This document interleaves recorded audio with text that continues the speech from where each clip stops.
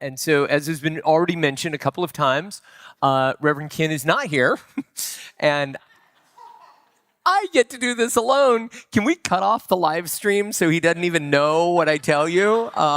Just flick it off. We'll be back in a half hour now. Ken and I were on the phone early this morning, and he sends his greetings, and he also is at Unity Village getting ready for meetings. And when we designed this series, we always knew that I would get to do the piece on loving difficult people. And it just made sense that I would be the one who'd do it and he would be gone. And for those who are here for the first time, Ken and I are married. And it's delightful to get to, at times, share the platform and once in a while seize the platform from him. But he is present. We are going to start with, as we often do with Unity Talks, we're going to start with quotes from spiritual leaders. And we'll go to Reverend Ken Daigle. Every moment you spend worrying about what others are doing is a moment you're not living your own life. I could sit down now. Like literally that is the message and the song about you don't have to try so hard. You don't have to try so hard. And yet, how much energy have we lost already today worrying about what other people think about us or thinking about other people? When I was going over my talk with Rev Ken this morning, he said, make sure you start with a story. It's really good to start with a story. And so I was like, well, what has happened in the last week? I just had to travel in from Marin and stop at Starbucks and be completely annoyed at how slow the barista was. Like, I've got a talk to do. Can't you move it up back there, you know? And not one Starbucks, but I actually went to 2 different Starbucks and had the same experience twice.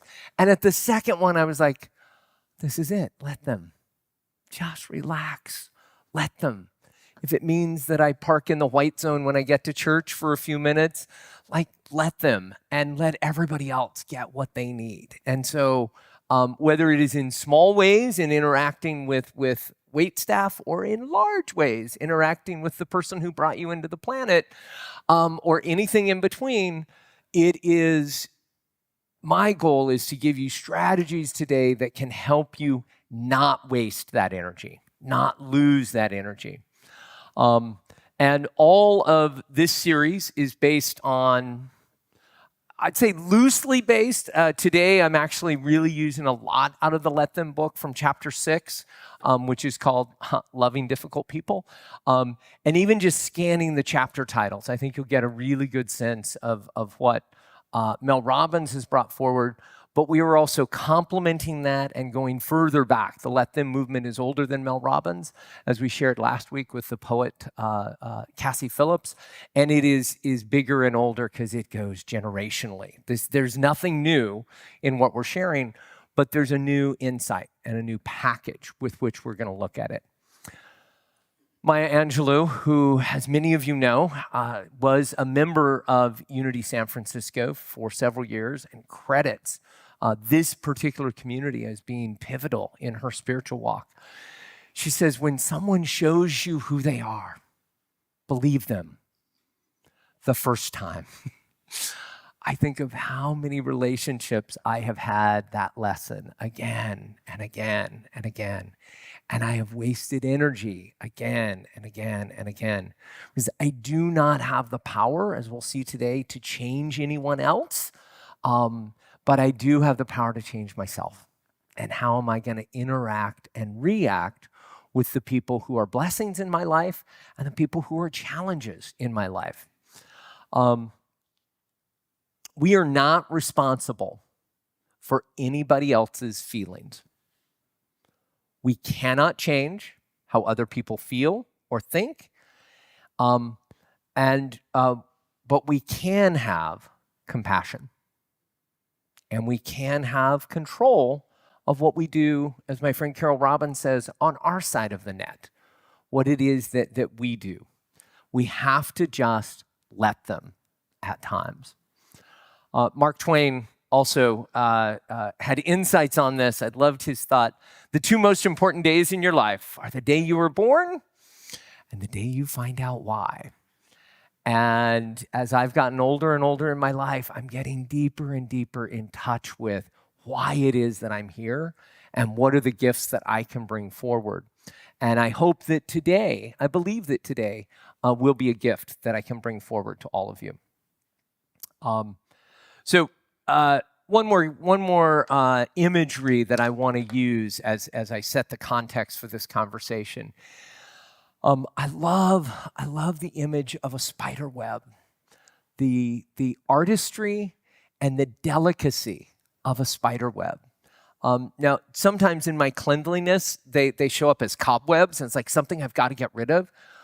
But every once in a while, I just have the experience of seeing one and being present to the delicacy and the artistry of a spider web, and especially when one is early in the morning and has those little dewdrops on it and it's just shimmering a little bit there. Misa saw this morning and she goes, the spider web looks like a string of pearls. And it really has that imagery.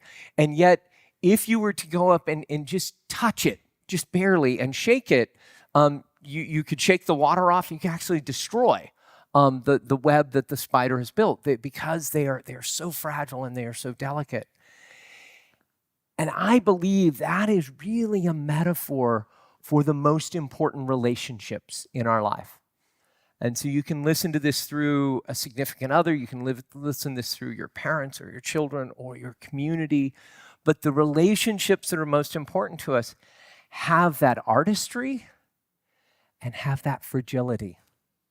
And we want to be thoughtful about how we exercise let them and let me, that we don't just destroy what's there, but we recognize the interconnectedness of that web. So the tool that I want to bring forward out of, I want to remind you about what we talked about last week and then give you a new tool for this week. Last week we talked about that let them has two parts to it. When somebody hurts us, when somebody offends us, when we've gotten our feelings ruffled, we want to think about first, let them have their thoughts, let them have their beliefs, have their feelings.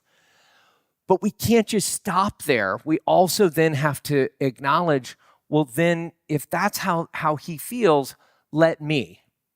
And what is my response? I was talking with somebody earlier before church today, and if you walked out last Sunday only thinking of the let them, you may struggle with feeling kind of lonely and isolated because the let me allows you to then have action and have relationship with people. And it's not that you're saying they're right. It's not that you're rolling over and saying, okay, whatever you want, just go ahead, I'll be the victim over here. No, you're actually saying, let them have their thoughts and let me take my actions, have my thoughts, have my reflections. Now, when we look at particularly important relationships, I think it is useful to recognize that we have a frame of reference from our own lived experience that is how our thoughts and feelings come to us. And so does the other person that we're interacting with have their frame of reference and their thoughts and feelings. And even if you grew up in the same family as siblings, even if you grew up in the same culture and the same religion and the same language, you may have very different frames of reference. And you know what? They can be right and you can be right. In certain issues, we each need to look at what is my frame of reference that I'm coming into this and what is the frame of reference for the other person and what they are bringing into this conversation. It's being able to see the world through the lens of another. Doesn't mean you agree, just that you see. It doesn't mean you agree, just that you see. The morning after Hillary Clinton lost the presidential election in 2016, I was floored and untethered and confused, and I didn't understand what had just happened the night before. And I reached out and called a friend of mine, Ben, in Milwaukee, who has a very different political view than I do, but still is somebody I consider a close friend. I said, I don't want to argue politics.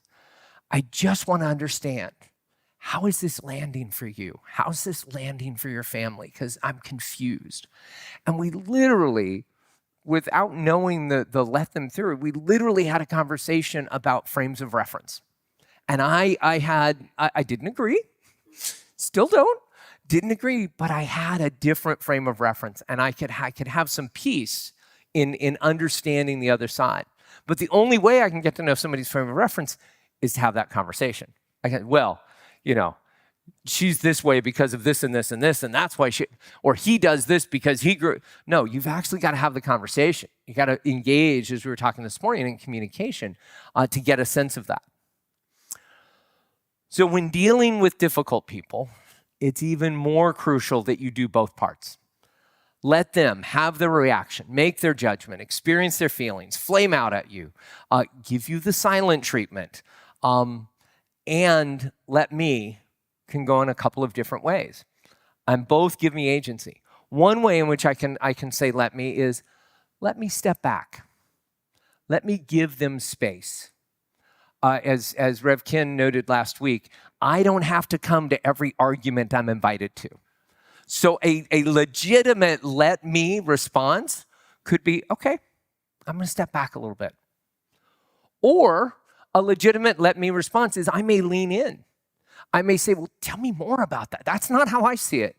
But help me understand. Well, but tell me a story that I can better understand why this affects you that way, because it's not how I'm seeing it, and I want to understand. So a legitimate let me response can either be stepping back or leaning in, as long as I'm doing it intentionally, as long as I'm doing it thoughtfully, and I'm not doing it as a manipulation to win the argument. I'm going to, if I see it this way, then I'm going to, and I'm not giving somebody the silent treatment. Well, why did he stop talking to me? Why did she stop? Like, I want to be thoughtful about either of those two attentions. The feelings that you experience are a chemical change in our bodies. So when we are having strong feelings, there literally is a chemical that fires, that makes, that has us have the experience of being angry or being hurt or being upset. And we cannot manage that chemical firing in our system, but we can manage how we choose to respond to it. I see this nowhere more clearly than interacting with our 6-year-old son, Joshua. He is so transparent with his feelings. Like, when he is joyous, his whole body will shake. He is just like buying him a new game for his iPad.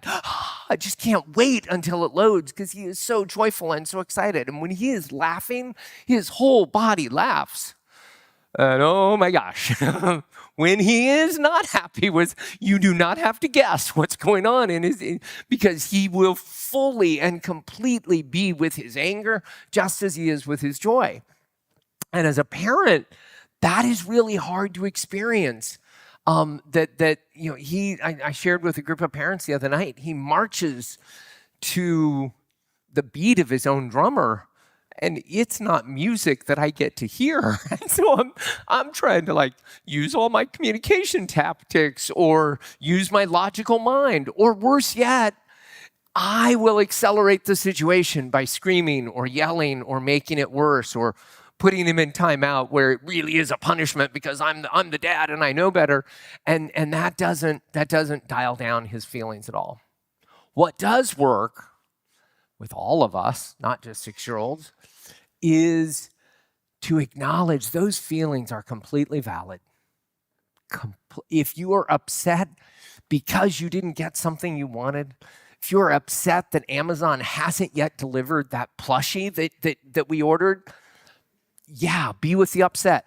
And now let's figure out what we're going to do with those feelings. And what the mistake we can make at times with adults and children is to say, don't feel bad about that. Oh, don't worry about that. Things are going to get better. It's all going to be okay. It's like, no, let people have those feelings and then figure out how to process them. And the challenge we have is, for the most part as adults, we were not taught how to process those feelings. And so a lot of times, as Mel says in her books, we're interacting with adults that are really 8-year-olds walking around in a 38 or 48 or 58-year-old body because we haven't learned how to process those feelings. And so we slam doors, or we give the silent treatment, or we use bad language, or fill in the blank with whatever your dysfunctional response to your feelings might be. And the best response is to stay in your lane. Stay in your lane. What is your goal? What is your intention? What are you committed to? And not try to manage the feelings or own the feelings or correct the feelings or the thoughts of other people that you interact with. Rev Kin and his co-writing partner, ChatGPT, as they did the blog for this week, they said, stay in your own lane, not as punishment or withdrawal, but as a spiritual act of clarity and power. Not as punishment or withdrawal, but as a spiritual act of clarity and power. So I want to talk about a time that I did not have the let them theory and wished I would have. And it is challenging at times to have an experience with a church that you aren't sure that you feel welcome and loved and accepted in. And many of you who know me know that I'm Roman Catholic, and you think that that's where this conversation is going. And yeah, there's some work I can do there, but my experience was how I handled something that happened in here about 2.5 years ago. On September 11th, 2022, I had put myself forward and volunteered to do the Sunday talk, and Ken had let me, and Misa was amazing. I actually, for those of you who weren't here, I sang a solo.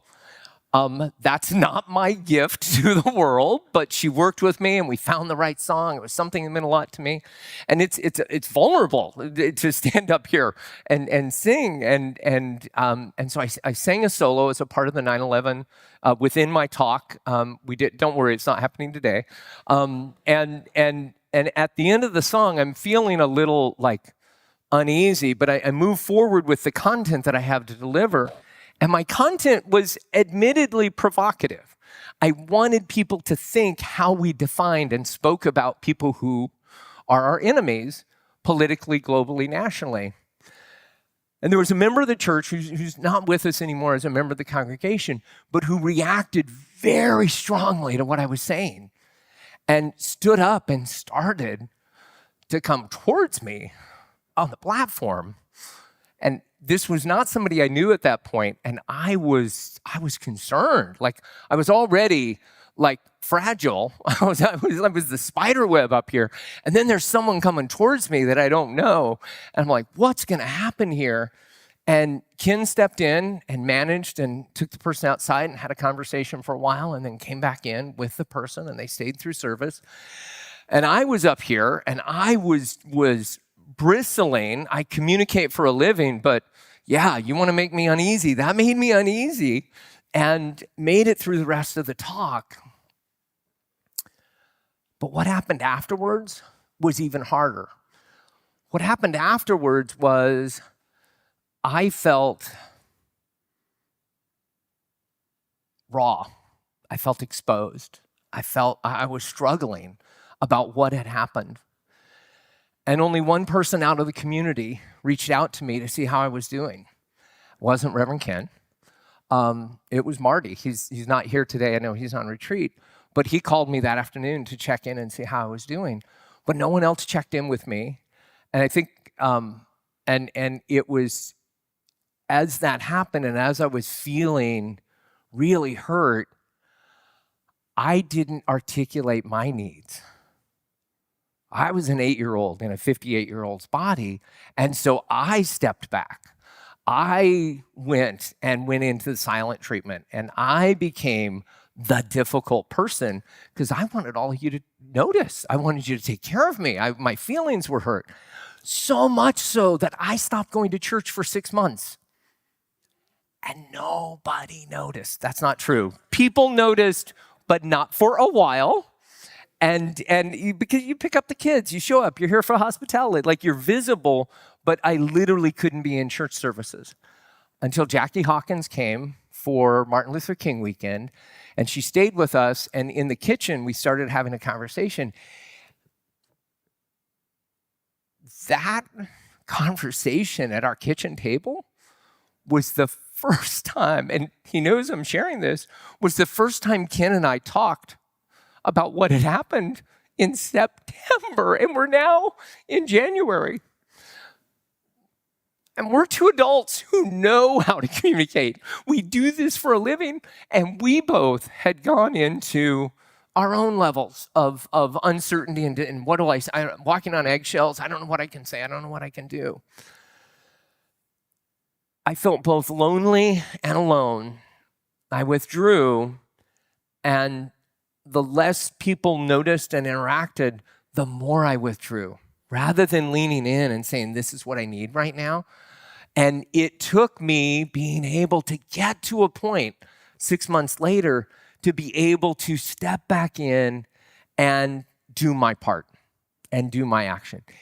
I believe if I would have had and understood the concepts of let them, let me, might have been a week or two, it wouldn't have been a half a year.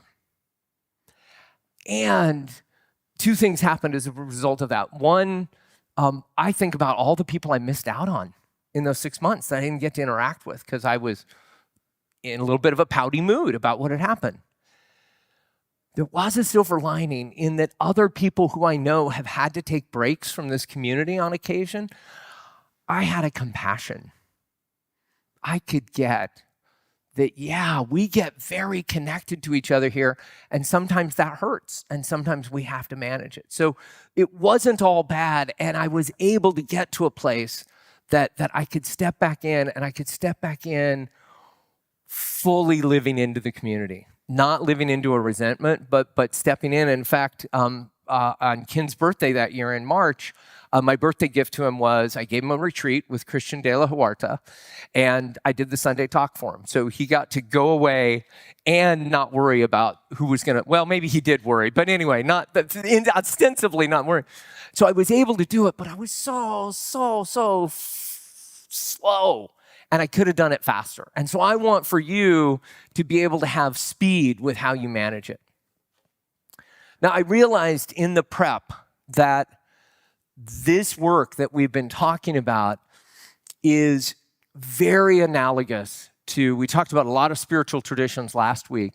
The spiritual tradition that is even more important to me than my Catholicism is the work that I do in the rooms of recovery. And so I have seen in working with Let Me and Let Them that this is very parallel to the Serenity Prayer that those of us who are in the rooms of recovery are familiar with. Ken has made one brilliant and tiny edit to the Serenity Prayer. Those of you who've been through Absolute Abundance, you know where we're going here. He added the letter S to the word grant. So instead of begging God grant me, instead of beseeching, it's affirmative prayer. And this is how I say it as I go to 12-step meetings now. God grants me, I affirm, God grants me the serenity to accept the things I cannot change. Let them. The courage to change the things I can. Let me. And the wisdom to know the difference. Now, what many people don't know is that there is a longer version to this prayer, and I just want to let these words wash over you. Folks online and folks in the room, I can point you to the longer version of the Serenity Prayer, but it goes on from this, the wisdom to know the difference. Living one day at a time, enjoying one moment at a time, accepting hardship as the pathway to peace, taking this world as it is, let them, not as I would have it. Trusting that you'll make all things right if I surrender to your will so that I can live reasonably happy in this life and supremely happy with you in the next. Remember the beauty and the frailty of the spider web that was up there earlier. Show up gently and see how others arrive. The benefits of using the let them theory when you are dealing with difficult people is it will allow you to accelerate how you process feelings. It'll allow you to see things from another viewpoint that you hadn't seen before. It's going to restore the energy that we waste worrying about what others think. And it empowers us with agency in our choice of how to step back or how to lean in. The one-line takeaway for today, I think, really comes from Eleanor Roosevelt. She said, "No one can make you feel inferior without your consent. Nobody takes advantage of us without our cooperation. Let them brings us agency and energy and opens viewpoints. It speeds our healing on both a psychological and a spiritual level." And so, why wait? As the poet Mary Oliver says, what will you do with your one wild and precious life? Are you going to waste the energy worrying about what other people think and feel? Or are you going to let them and let you step into a different way of being?